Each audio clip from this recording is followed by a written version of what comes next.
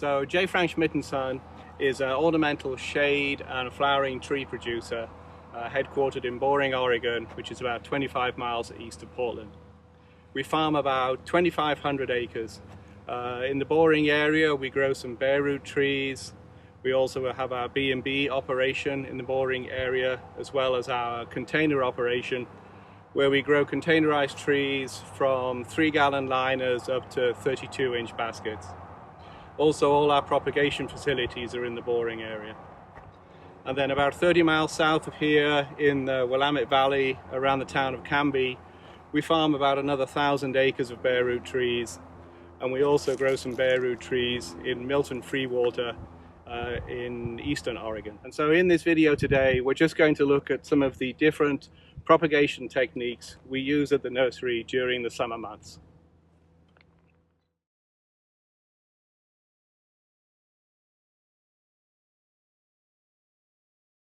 The High Forest Farm sticks about 1.5 million summer cuttings per year.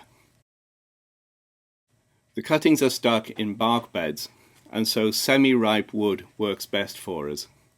So the season runs between the first week of June and the first week of August. Wood is collected from stock trees, stock hedges, and also from production rows when necessary. Of the 1.5 million, 40% are cultivars of elm trees, with another 20% being maples, another 20% being cherries, and the remainder being things like birch, plane trees, and crabapples. The wood is collected early in the morning, brought into the cooler, and our goal is to process all wood within 2 days of collection. Though rates vary greatly by cultivar, the average for the whole season is over 200 cuttings per man-hour for preparation and hormone application before sticking.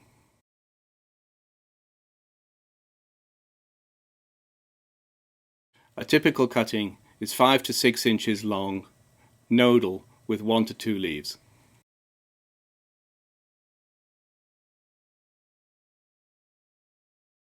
A range of rooting hormones are used depending on the cultivar, either rise upon powder or a range of hortus salts ranging from 1,000 to 10,000 parts per million. The quick dip method is used.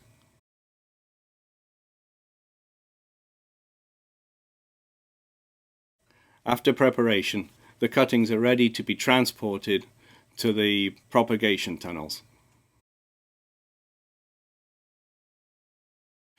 About 40 propagation tunnels are required for the summer crop.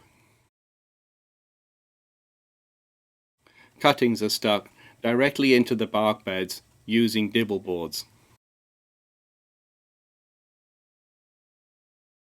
A range of different dibble boards are used depending on the spacing required by the cultivar.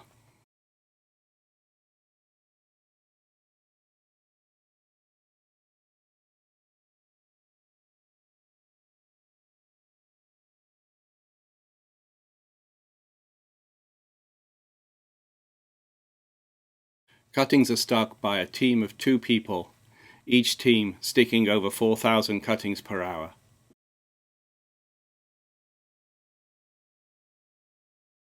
Cuttings remain under mist for 4 to 5 weeks, after which weaning off begins.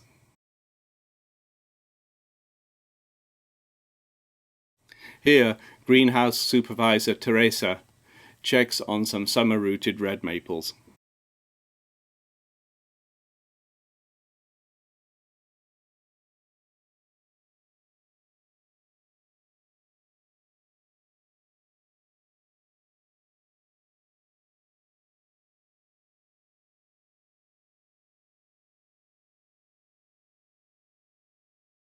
Harvest of these cuttings begins in December, and the plants are grown for a second year at the High Forest Farm in transplant beds before being ready for field planting.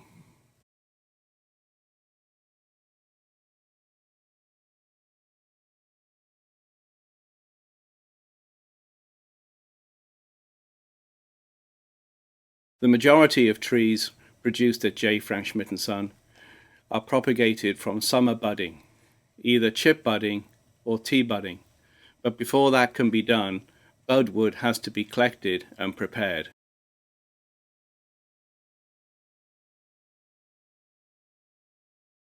Wood is collected from the field in much the same way as wood is collected for our softwood cutting propagation. It's brought into a work area where all the leaves are removed and care is taken to keep the wood fully hydrated at all times.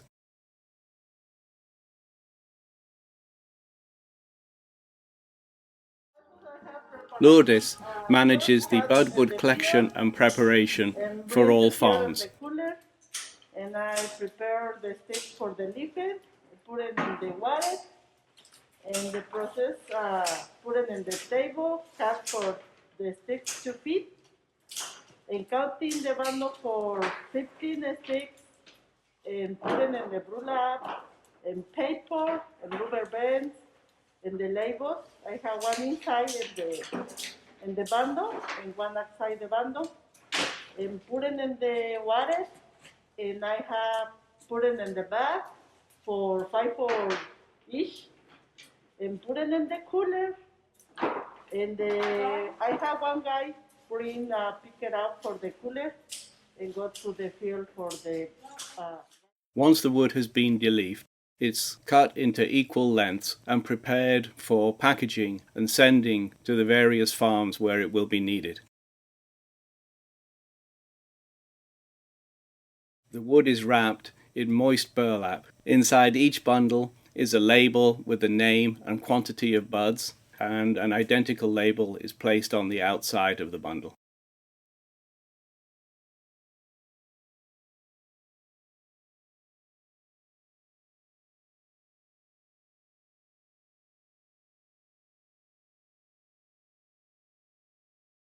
Here Lourdes explains the system. This is a map of the budwood cooler where all prepared wood is stored, ready to go to the various farms where it will be needed.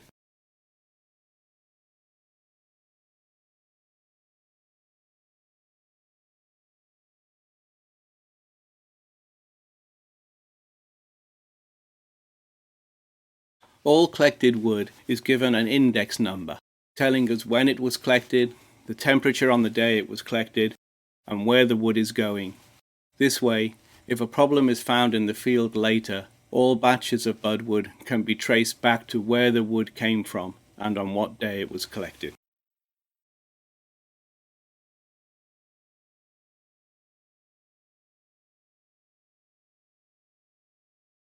Depending on the type of tree, we use both tea buds and chip buds.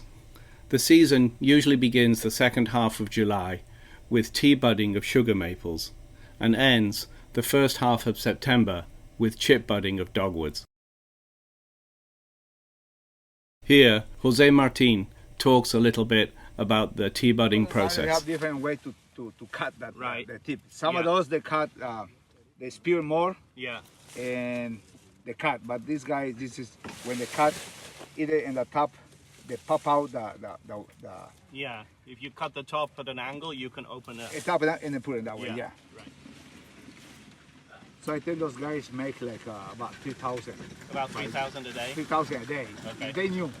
Yeah. But the other guys left when they make like 3,800, 3,500. Right. Like Oscar.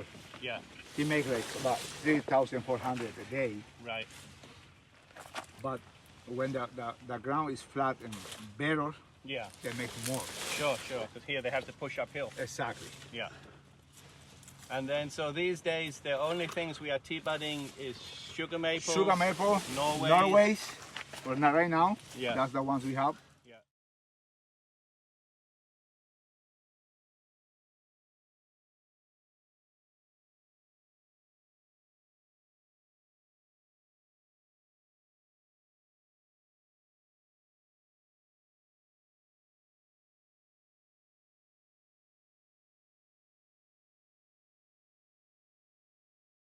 And are we putting both these buds on at the same time, or No, did we do the other bud like 2 weeks early? Which one?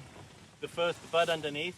When was that done? Like last week. Last week. Okay. Last week. So about a We week, do it like 10 7 days, 7 8 days, depends. Okay. Yeah. Each team consists of a budder and a tire following behind. T-buds are tied with rubber strips. These rubber strips come off by themselves and do not have to be removed.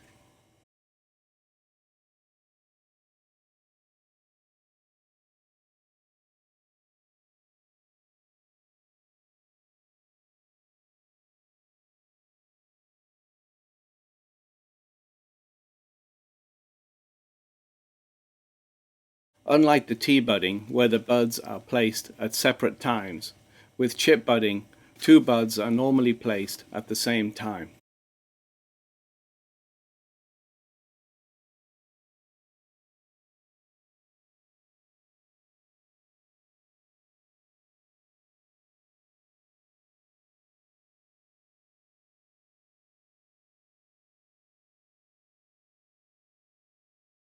Chip buds are tied with 2mm plastic tape, not rubber strips, and this plastic tape does have to be removed, usually about 3 weeks after the bud was placed.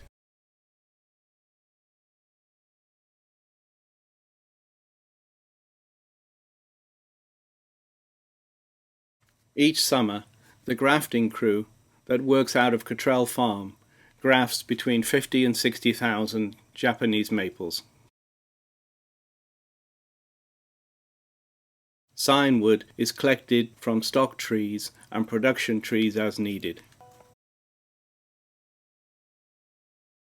The collected wood is de-leafed and generally 2-node, 4-bud scions are used.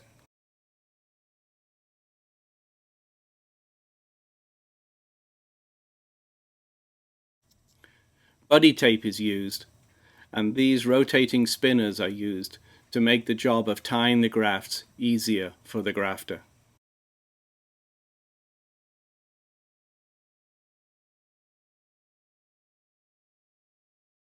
Depending on the rootstocks and variety and experience level, a grafter can do between 70 and 100 grafts per hour.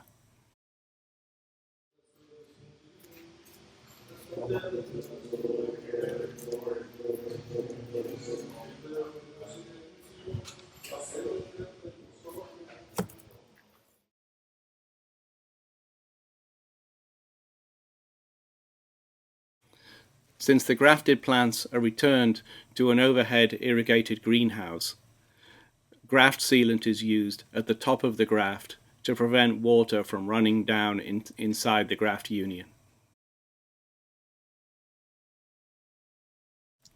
Callousing usually takes 2 to 4 weeks, but the plants remain in the same greenhouse over the winter until heading back the following spring.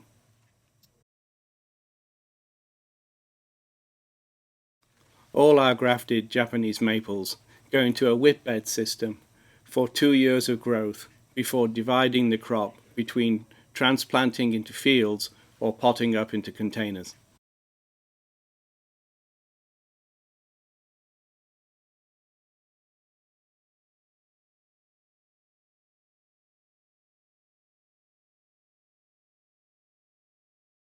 One-year seedlings are grown in a seed bed at high forest, harvested the following spring and potted up into liners.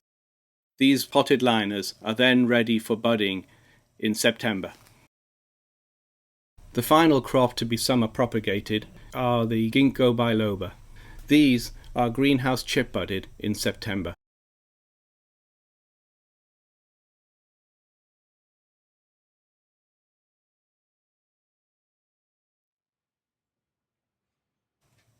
Interns who come to work with us always get a chance to try their hand at bench grafting and chip budding.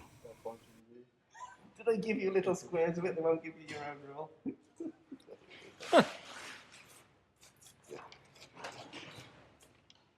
So if you start at the back, there, like that, and then come around the front, like that, and then just hold it, and then below, just turn your tap. Okay. Let's try it out. Try that. After budding, the budded liners are treated in much the same way as the grafted Japanese maples. They return to a greenhouse with overhead irrigation for the winter. Each flat not only has a variety label, but also a color code tag which tells us who grafted each and every flat. The following spring, when the buds begin to grow, they're taped in so that we have straight trees, and then the liners are grown to about 18 inches in the greenhouse before being ready for transplanting into the field.